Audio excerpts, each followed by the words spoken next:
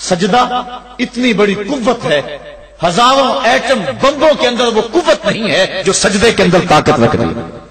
آج دنیا سے ہم ڈر رہے ہیں اس لیے کہ ہمارے سجدے چھن گئے ہیں، ہمارے سجدوں کی آبرو چھن گئی ہے، ہمارے سجدوں میں وہ حرارت اور گرمی نہیں رہی، وہ رقت اور وہ نرمی نہیں رہی۔ بدر کا میدان ہے، 1000 کا لشکر جرار مقابلے میں ہے، اور وہ پورے لاؤ لشکر کے ساتھ ناز و تفاخر کے اندر مسلمانوں کو ملیا میٹ کر دینے کے جذبوں سے دانت پیس رہے ہیں کہ آج مسلمانوں کو کچا چبا دیں گے۔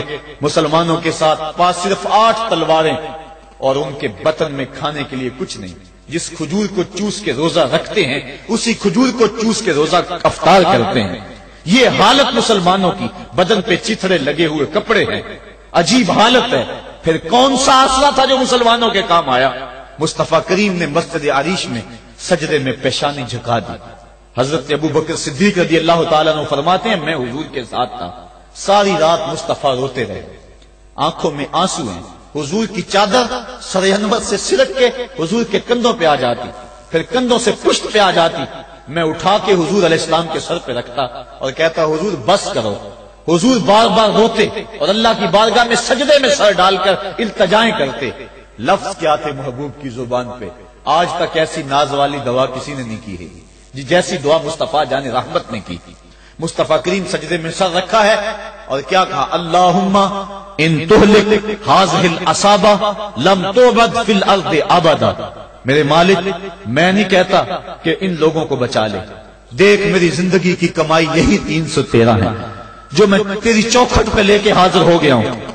میری زندگی کا کل اثاثہ، میری زندگی کا کل سرمایہ کوہ ابو قبیس پہ کیے گئے درسوں کا نتیجہ، عکاظ کی منڈی کے اندر دیے گئے درسوں کا نتیجہ، اور ذل مجال کے میلے میں تیرے دین کی تبلیغ کا نتیجہ، طائف کے بازاروں میں پتھر کھا کھا کے جو تبلیغ کی اس کا نتیجہ، رستے میں گڑے، رستے میں بچتے ہوئے کانٹے، اور مکے کے بازاروں میں میرے بدن کے اوپر پڑتی ہوئی اوجریاں، میں نے پھر بھی تیرا کلمہ بلند کیا۔ میرے مالک میری پوری زندگی کا گداز، میری پوری زندگی کا سرمایہ، میری زندگی کے آنسو، میری زندگی کا رونا سینے حرم کے اندر کعبۃ اللہ کی چھاؤں کے میں سجدے کر کر کے، کوئی کبھی میں نے عمر مانگا، کبھی میں نے حمزہ مانگا، تیرے دین کے لیے میں نے جو ایک ایک کر کے تنکا جوڑا اور یہ ایک چھوٹا سا گھونسلہ بنایا۔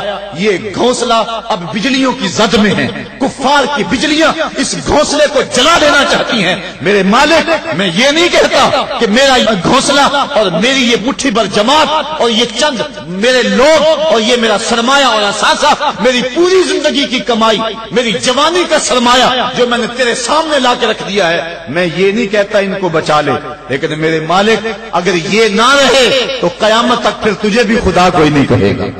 ان تہلک ہذہ العصابہ لم تعبد فی الارض ابدا، اگر یہ نہ رہے تو قیامت تک تیرے نام کے ڈنکے بجانے والے بھی دنیا پہ نہیں ہوں گے۔ یہ حضور نے اللہ کی بارگاہ میں دعا کی اور سجدے میں سر رکھا ہے۔ حضور علیہ السلام کی آنکھوں میں اشک جاری ہیں، سجدے سے قوت حاصل کی جا رہی ہے۔ دشمن کے مقابلے میں مصطفیٰ کریم سجدے میں سر رکھ کے اللہ سے آرزو کر رہے ہیں۔ حضرت سیدنا صدیق اکبر فرماتے ہیں اچانک حضور نے سر اٹھایا، میں خوش ہو گیا کہ حضور کے چہرے پہ مسکراہٹ تھی۔ حضور مسکراتے ہوئے فرمایا ابشر یا ابا بکر ھذا جبریل آخذ بعنان فرسہ، ابو بکر بشارت ہو، وہ جبریل اللہ کی مدد لے کر آ گئے۔ تو یہ سجدے تھے جن سجدوں نے ظالم اور جابر قوتوں کا منہ توڑ کے رکھ دیا۔ سجدے سے وہ قوت ملتی ہے، سجدے سے وہ نور اور روشنی ملتی ہے کہ پورے زمانے میں اجالا کیا جا سکتا ہے۔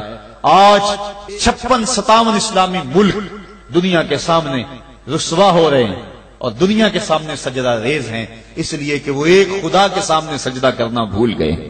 ایک سجدہ جسے تو گراں سمجھتا ہے 1000 سجدے سے آدمی کو دیتا ہے نجات۔ آؤ اس کے حضور جھکو، اس کے حضور جھکنے والا کسی کے آگے نہیں جھکتا، سجدہ اس کو قوت دیتا ہے۔